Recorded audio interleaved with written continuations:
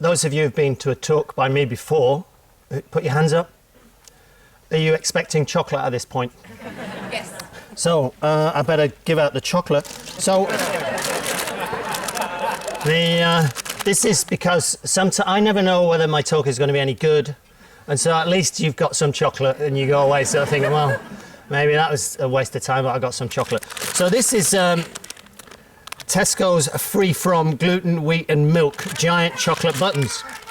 So I'm going to pass that around there and just open it and see if we can get it all the way around. I do have other bars of chocolate as well, but we'll start with that. And but get on with it. So, but this direction, I'm going to pass around the Montezuma giant chocolate buttons. So how do you lot feel now? Right. So you feel shortchanged, yes? A minute ago you felt pleased because you got the chocolate, and now you feel shortchanged. This is part of the human predicament, isn't it? Yeah, so, yeah. Could you take that round to the back and start there? Now, how do you feel? All right, okay. So the human condition can change very quickly, yeah? From pleasure to pain due to expectation. So I do have, does anybody not like chocolate? Okay, that's a universal, isn't it? Because I do have some licorice, but that's for Loka Bandhu if... and because there is quite a few of you, actually there is Godiva Belgium Blood Orange Chocolate. Who would like to start on that one? There's Godiva 72% rich, smooth, dark chocolate. Oops. I can see why his talks are so popular. Yeah, most of it's rubbish, but I do have chocolate. There's Belgian dark chocolate with candied orange. You pass. All right. And then there's the Velvet Edition dark chocolate roasted almonds.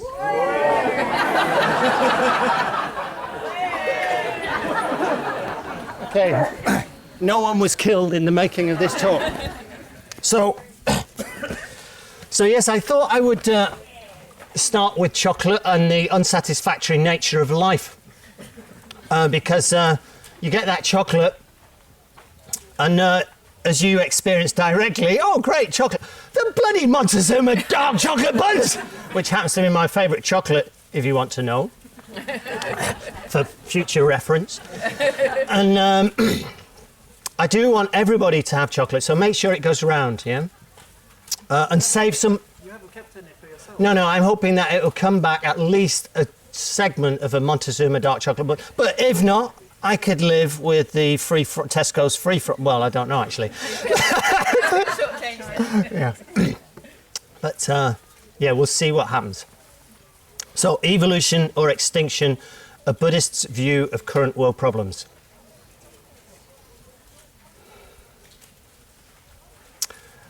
Anybody in my workshop last night? Yeah. I used the word, the F word quite a bit. And I generally don't use it when I'm in a dharmic context, but I do think we're fucked. Yeah. The big F. As in, every single person in this tent in 100 years' time will be extinct. Look around. Look at them. They're doomed. They look very beautiful. You look very beautiful. And the people around you look very beautiful. Different ages, sexes, gender denominations. But every single one of us will probably not be here in 100 years.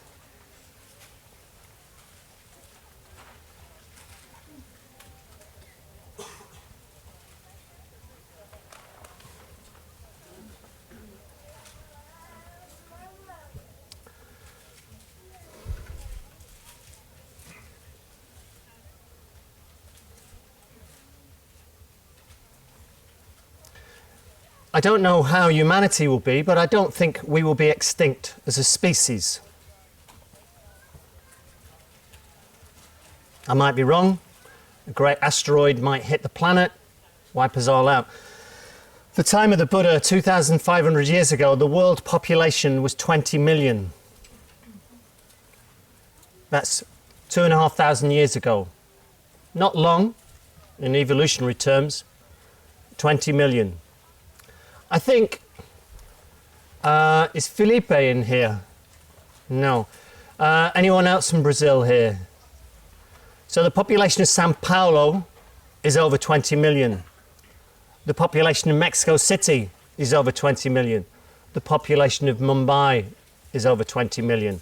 So to give you an idea of the world population, 2,500 years ago, which is not a long time, looks like the Montezuma's going to make it back. It's not. You know, it doesn't take many people. Thank you. Oh, there's loads left. That's too much for me. Anybody not got any chocolate? There you go. Just thank you. There's two left. One will do. One each. And that's for you, Lokabunit.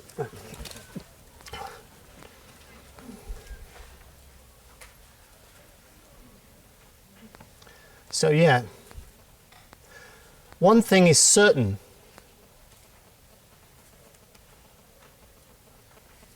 As I say, is that we will die. And letting that sink in, that I personally will die, that you will die, is deeply, deeply important.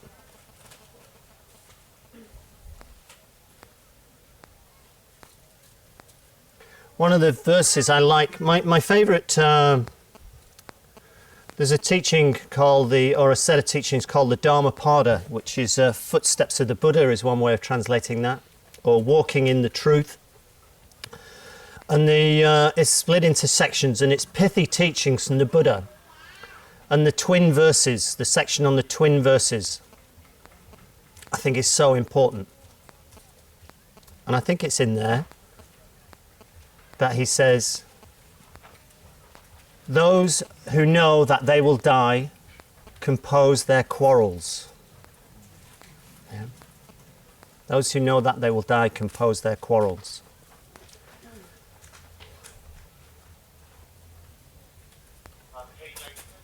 So I think knowing we'll die puts our life in perspective, knowing that it is something that's short and potentially beautiful, and finding the meaning for ourselves is really important. Now, whether humanity maintains its humanity, I think is a real issue. I love apocalyptic films. Who here likes apocalyptic films? Yeah. So the other night I watched The Road. Who's seen The Road? Oh man, it's good, isn't it? It's such a dark movie. So not many people know it, so I'll tell you the plot. So it's a father and son pushing a trolley along a road.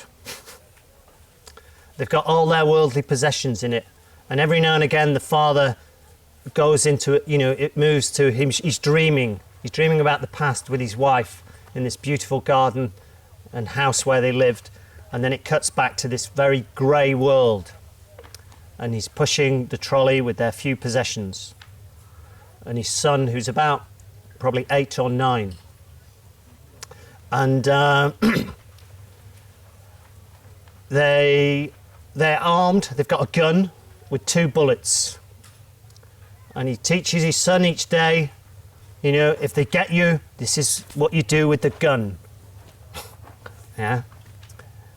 And because there's no food, what food can be found is scarce. The trees are all dying, and human beings are eating each other. They come into this house at one stage, and they find a house, and the house looks quite well kept, and they're sort of, oh, let's see what happened. And they go into the basement, and there in the basement are all these naked bodies of people, skeletal. And they go, like zombies. And they quickly get out. And then the people who are living in the house are coming back, and he's in the bathroom with his son, you know, with just thinking, I'll kill my son rather than have him be used as food. So throughout the movie, the father is connected with survival. He's just focused on survival. His wife decided surviving was not worth it, so she walked off into the cold, took her clothes off, and walked into the night and the freezing air to die, rather than, and he was saying, she was wanting to take the boy with her, and he was saying, no. But she couldn't carry on living in this existence. But he's focused on survival. But the boy holds the humanity. When they meet this old man struggling along the road, and the old man's kind of, oh, I've got nothing. And he throws his bag to them. There's no, you can have anything. And he says, we're not going to rob you. And the boy says, he's hungry, Dad. He's hungry. And he says, we haven't got food to share. He says, please, Dad, please. Yeah.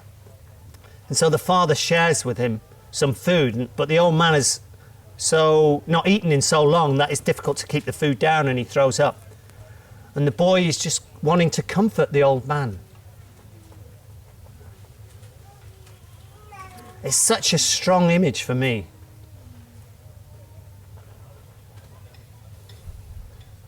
How easy it is for us to lose our humanity.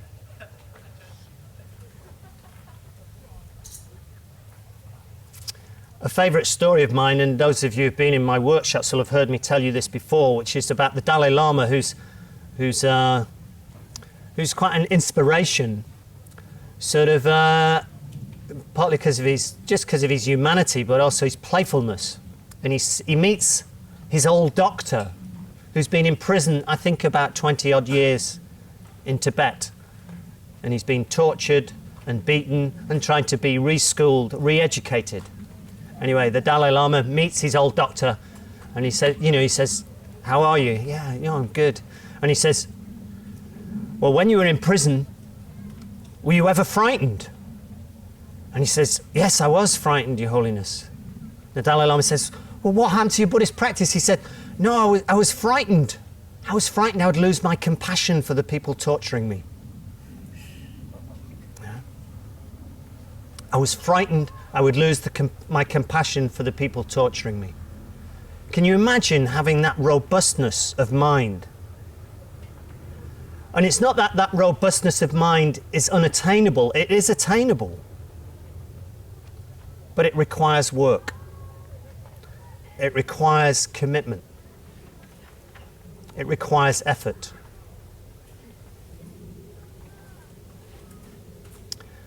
One of the issues that humanity is facing is, the climate situation, which will cause, a stretch on resources, on water, on land. We already see it with people risking their lives to cross the sea to Europe. Who in their right mind puts their little children, having given away or sold all their possessions, to get into a raft that's meant for 6 people, and they get in that with 30 or 40 others to cross an ocean? That's what's going on now. And when you meet some of those people and hear their stories, it touches deep. And we want to find somebody to blame. And we think the world is getting less humane.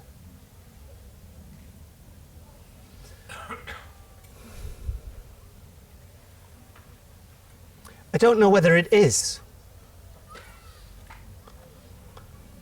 It may be that the world is becoming more humane, but there's just a lot more of us. In my lifetime, I'm 173 now, but in my lifetime, no, I'm not quite that old, but in my lifetime, the world's population has gone from 3.1 billion. Now you are thinking I'm 372. The world's population has gone from 3.1 billion to just under 8 billion. Yeah? Just under 8 billion. That's a huge change in numbers and a huge stress on resources.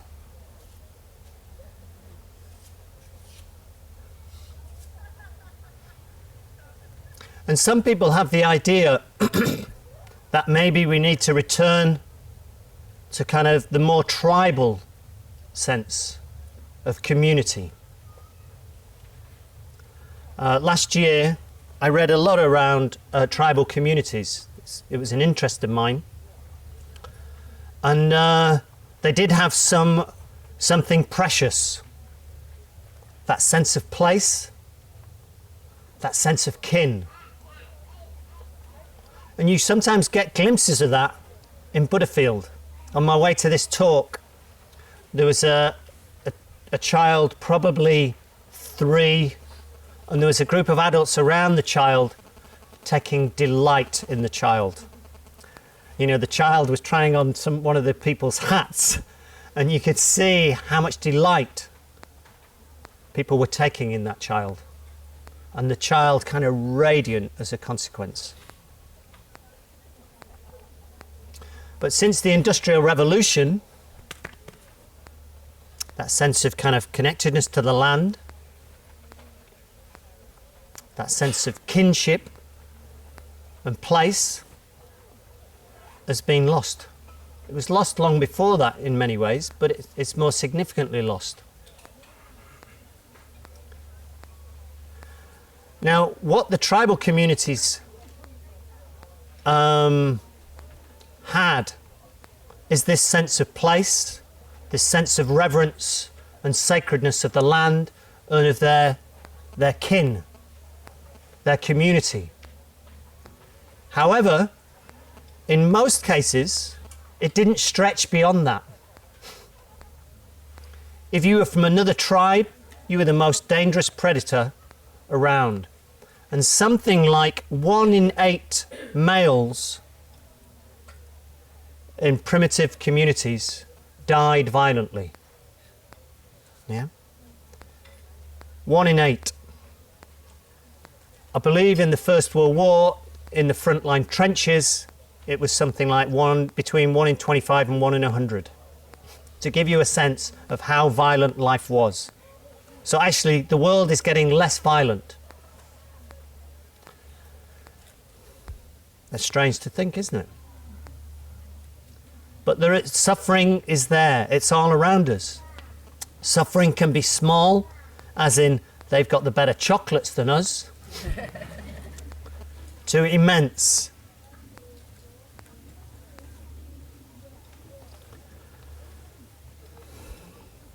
When I was a kid, one of the reasons why I think I love apocalyptic movies is that I could not make sense of the world that was presented to me when I was about 9, 10, 11 and reflective consciousness was kicking in on a deeper level. And I just thought so much of it was a waste of time. School seemed a waste of time. Yeah. Home life was troubled.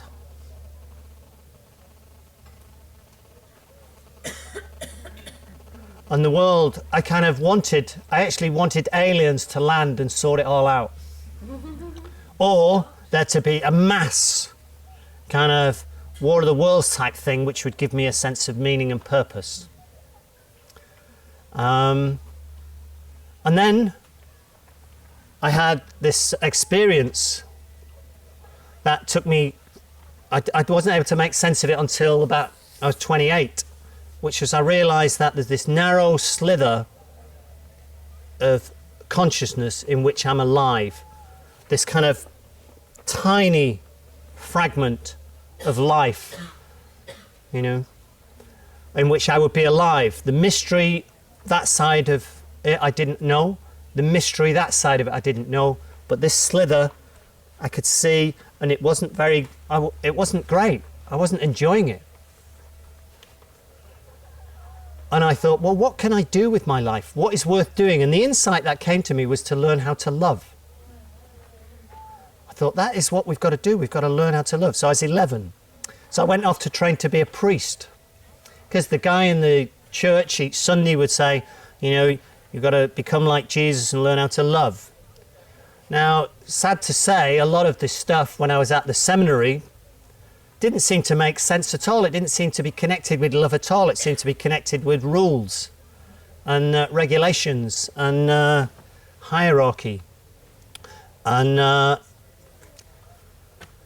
so I left. And I didn't know what I believed anymore.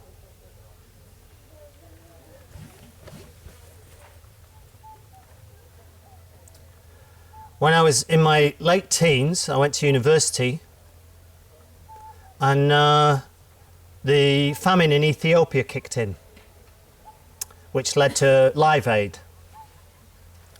And I was inspired to do something. I started a famine relief group in university, and in order to be able to speak about famine relief, I started studying the causes of famine in Ethiopia. And there was two main causes. Climate change, this is 1980s.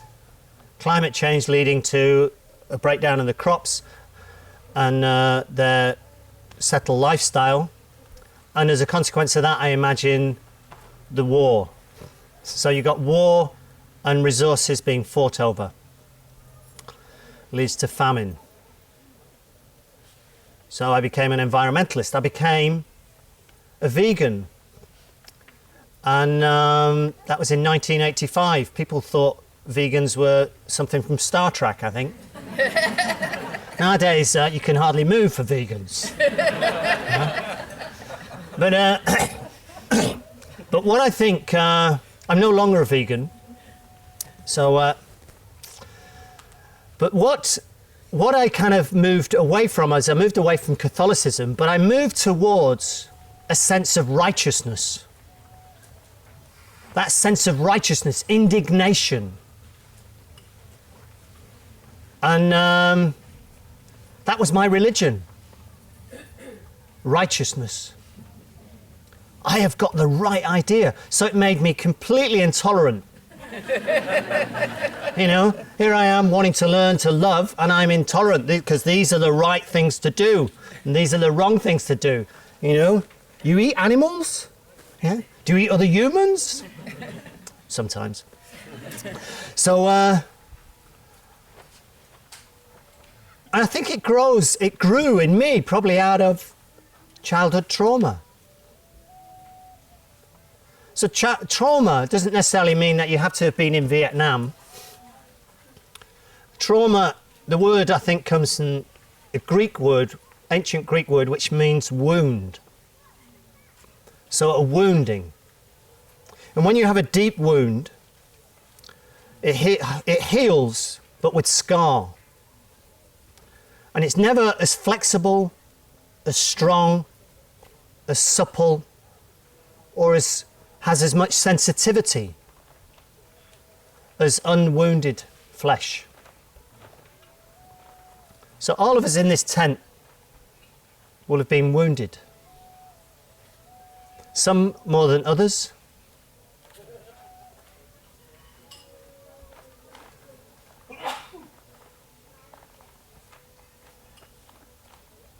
And it's our engagement with that wounding,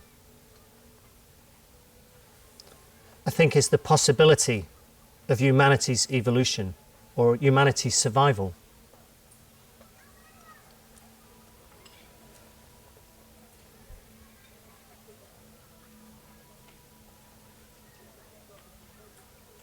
So there's a story in the Pali Canon, time of the Buddha, Pali Canon, Buddhist sutras.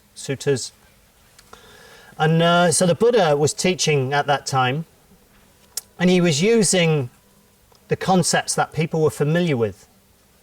And they were familiar with caste, the idea that some people are of a higher caste than others. Some people are more worthy or more pure. So you've got the Brahmins, the Kshatriyas, the whatever, and then you've got the, below that, the Shudras, and then you've got the untouchables, who were considered polluting. Anyway, the Brahmins didn't like that the Buddha was going around saying what the true Brahmin was. The true Brahmin was not somebody born in such a way, but the true Brahmin was somebody who cultivated ethical integrity within themselves and in how they dealt with the world. The Brahmins didn't quite like this, and they had this really smart young man. What was his name? Asalayana. So Asalayana was this really sharp cookie. The Brahmin said, we'll send him down to debate with the Buddha, and he will defeat the Buddha. Anyway, so he comes and meets the Buddha, and there's something about the Buddha that obviously struck him. A sense of groundedness, a sense of receptivity, a sense of integrity. So the Buddha didn't sort of humiliate him. He asked him questions. He was curious about his viewpoint, and to help the man see the limitations of his viewpoint. And then Achalayana, is that right? Asalayana let go of his view. Now, if we come across climate skeptics, I remember actually, I remember sitting around a dinner table not so long ago with some friends, having just done a workshop on communication, and I was saying about the importance of listening, the importance of curiosity. And then the kind of topic came up about some people who are climate skeptics and deniers. And I said, you still need to listen to them. You still need to be able to understand their perspective and dialogue with them. Anyway, I think some of the people that I was saying that to were getting absolutely furious with me. It wasn't that I was climate denying, but that I was suggesting that you listen to people. So I think when you kind of get in that state, it is your religion of righteousness, which can be like a kind of cuddly kind of thing to hold on to, stops you kind of connecting with your own humanity.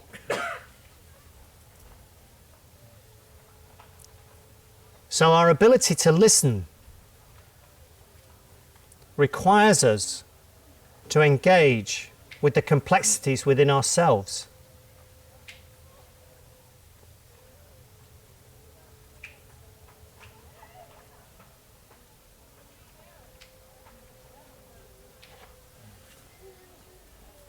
To meet the complexities within ourselves with curiosity, with tenderness, with warmth.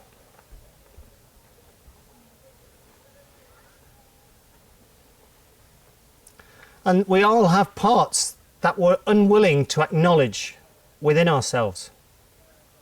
Well, I don't know about all, I know about me. Yeah. So there's parts that I'm kind of almost like discovering that I don't want to engage with, that I kind of see in myself. The easiest way to know them or find them is when I find that I react to certain kinds of people. The people that I react to are a mirror to those parts of myself that I have abandoned, those refugees within my own psyche that I'm allowing to drown in the Mediterranean of my own psyche. On the police boats of my own righteousness, kind of putting people in prison who drive, those boats to try and help the refugees. Do you know that story? The German sea skipper? And fortunately it was thrown out.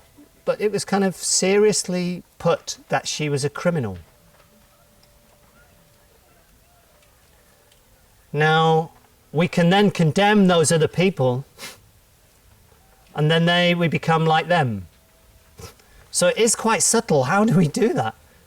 How do we kind of hold to integrity, truth, kindness, while standing up to such injustice?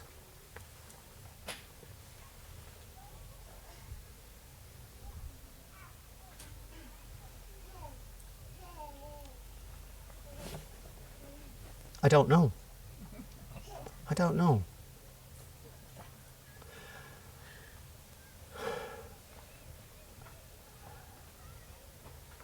I think having the humility maybe to know that I'm flawed and to continue to meet my flawed self with as much kindness and compassion as possible. That's the main thing I can do, I guess. In fact, maybe it's the only thing I can do. I'm presuming you're familiar with this idea of area of influence and area of concern. Yeah? Some of you are nodding, but many aren't, so I will explain what it is.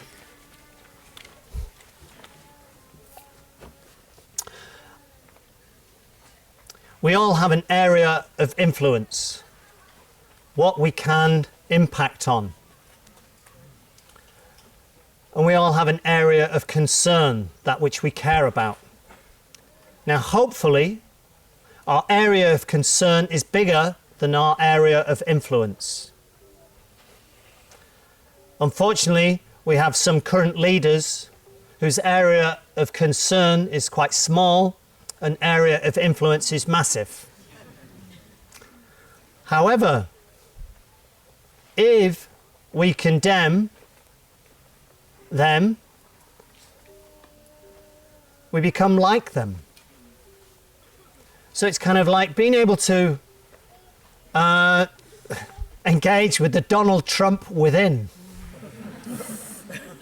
or the Boris Johnson within. I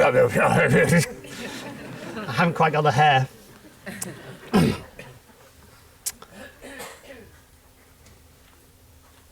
So we need to meet them within us. So then if we were to meet them externally, we would be curious, open, not aggressive or angry, because aggression and anger leads to defensiveness. Have you noticed that? Hatred never ceases by hatred, but by love does hatred cease. Everyone knows that. It's, one of the most quoted verses of the Buddha. Hatred never ceases by hatred, but by love does hatred cease.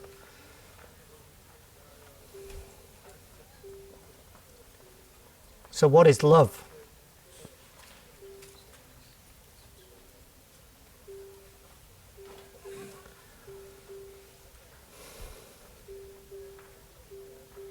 Is love something you can learn?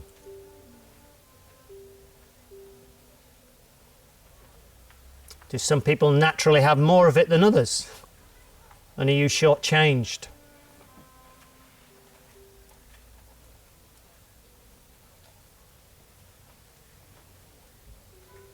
There's an image up here. Yes?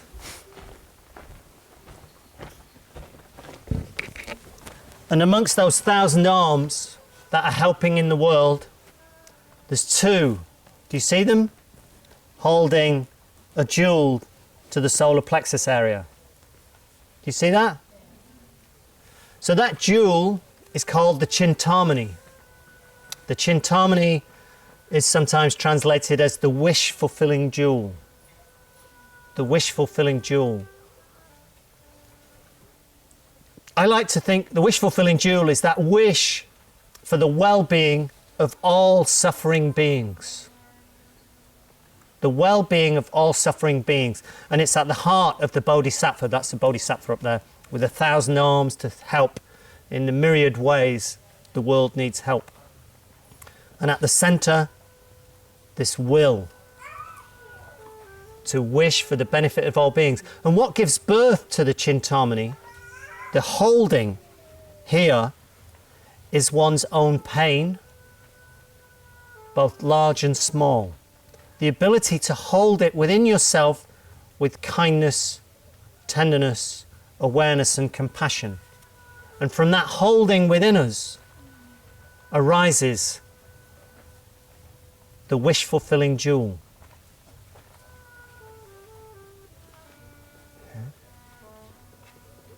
Freedom.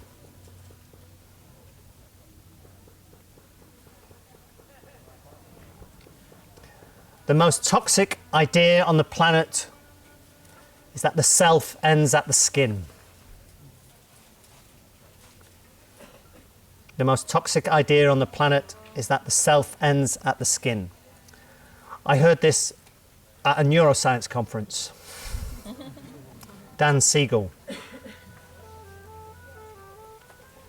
We are not separate.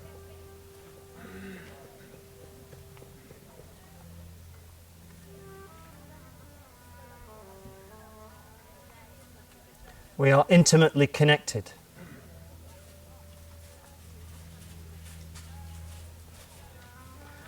My well-being is connected to your well-being. My well-being is connected to people who are on rafts at this moment going across the Mediterranean.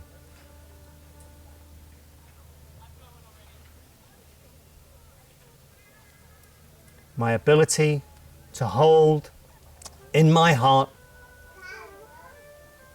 the pain of that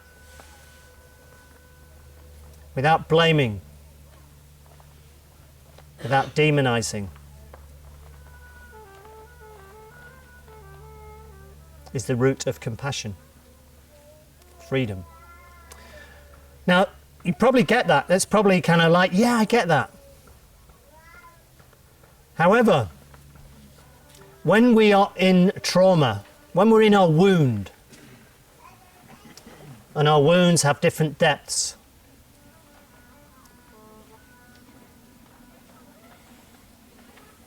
we're not able to be in the present. Our history gets kicked off. And I was listening to a talk recently by a guy called Jamie Huyn, I think it is. And he's talking about bringing together people of huge influence, huge resources, with some of the most creative activists and people wanting to make a difference in the world. And he said how easily they triggered each other. And they triggered each other not over whether, they should, how to get the plastic out, the microplastics from the ocean, but about identity.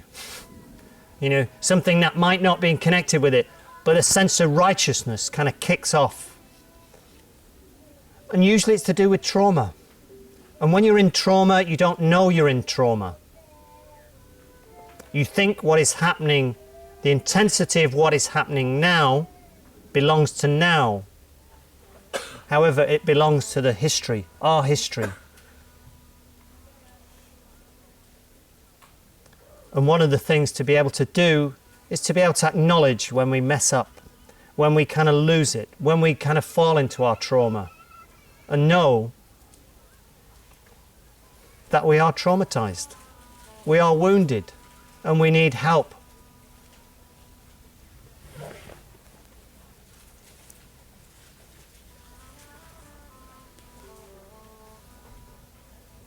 So how do we get that help? Our area of influence is friendship. A depth of friendship. Friendship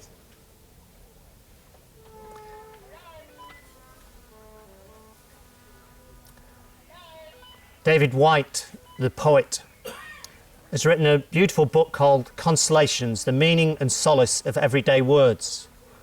And I meant to bring the quote here, because I haven't learnt it by heart.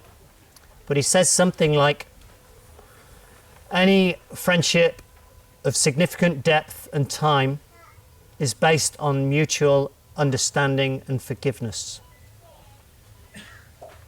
Any friendship of depth and significance is based on mutual forgiveness. So friendship is not based on what we love about someone. It's based on seeing the whole of them, but being able to see the beautiful within the whole. And the romantic idea in some ways really gets in the way of that. The romantic idea of finding a soulmate or the right person, or that you'll live happily ever after. It doesn't happen. Relationships, even love relationships, require a great deal of work to deal with our own wounding.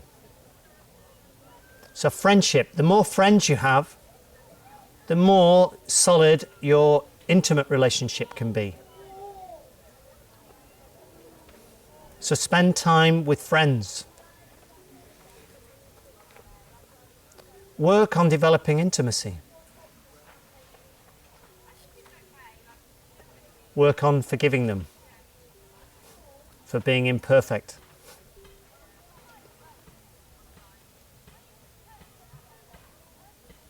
We love our friends most when they reveal their vulnerability. That's my feeling of it, my sense of it. So don't try to present your perfect self. Let them see your woundedness. Don't ask them to remove your woundedness or rescue you from it. Take responsibility for it. So friendship, that's within our area of influence. Community is within our area of influence. Do not sell your life for money. I don't know where that came from, but it seems so profound that I wanted to say it. Do not sell your life for money.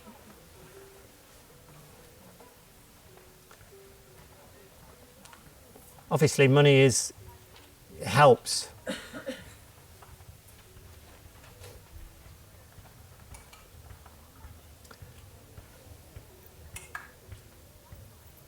Maybe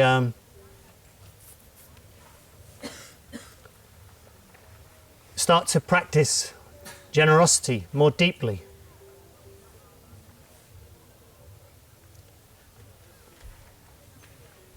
That also develops friendship. Generosity, kindly words, doing things for people, and asking people to do things for you.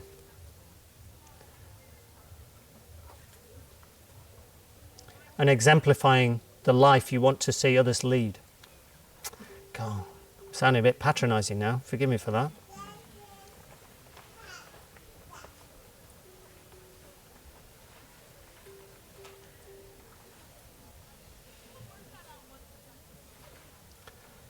It's hard work being a human. So get as much support as you can. Watch out for righteousness. Forgive yourself when you spot it. Forgive yourself with tenderness and kindness when you spot it. And apologize. Learn to repair your relationships. That's one of the most important skills you can learn. One of the things I've found really useful in difficult times is the ability of all the practice I've done, being able to call on that. And the most simple way I do that is through a mantra. So every day I do a mantra, and it's a mantra of this figure here, green Tara. And I've got some here. And I call on green Tara in my meditation when I'm kind of settled and still. And I imagine this blessing coming down through the crown of my head and into my heart. And I feel this blessing of love in my heart. It's my imagination. It's mind created. And I feel it in my heart. And from there in my heart, I then imagine it going out into the suffering world. It's my imagination. And I do it every day. And when I need it, when I call on that mantra, the wiring in my brain is such that it takes me down into the heart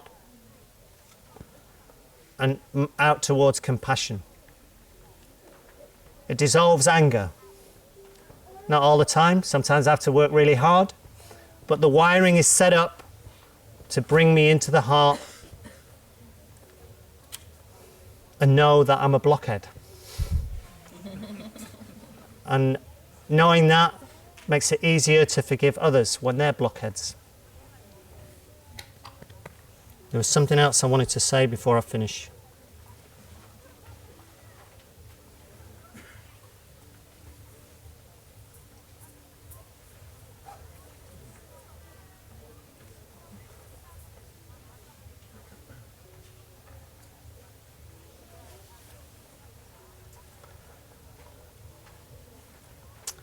No? Does anybody know the Tara mantra? Has anybody got a really good voice? You just got a nudge there, so I think you're... would you enjoy leading the Tara mantra? But before you do it, as well as chocolate, I brought these images of green Tara, and I had them made up because I wanted to give them away. And green Tara is associated, it's an image associated with compassion. And if you want to take one of these, you're very welcome. If you want to give me a donation for one, you're very welcome. But they're there to come up. There's probably still some chocolate left. Well, there might be. Oh yeah, the last thing was, so imagination. Another neuroscientist scientist I really like is a guy called Ian McGilchrist, who wrote a beautiful book, and I use the word beautiful, deliberately, called The Master and His Emissary, The Divided Brain and the Making of the Modern World. It's only 500 pages, with 100 pages of footnotes, but it's beautiful, and it talks about, how we've created the world we live in and how alienated it is. And he sort of talks about 3 ways of moving away from that alienation. Art, the body and nature, and ritual, religion. And one of the things he said in the book, he said, it's difficult to say what a human being is. Maybe their imagination. We should be careful what we imagine, because if a human being is anything, maybe it is imagination. If a human being is anything, maybe it is imagination. And then now I should start singing John Lennon, shouldn't I? But we're going to do the Tara mantra. So what's your name, sorry? Hridaya Gita. That is so... Who knows what that means? Song of the heart. That's so beautiful. Okay, we'll do the Tara mantra. If you want to join in, do so. But when you join in, try and feel it coming into your heart. But I'd like you to also look around at the people in front, behind and around you, and just realise that these people are all going to die, and just how beautiful they are. Yeah? Okay, Hridaya Gita.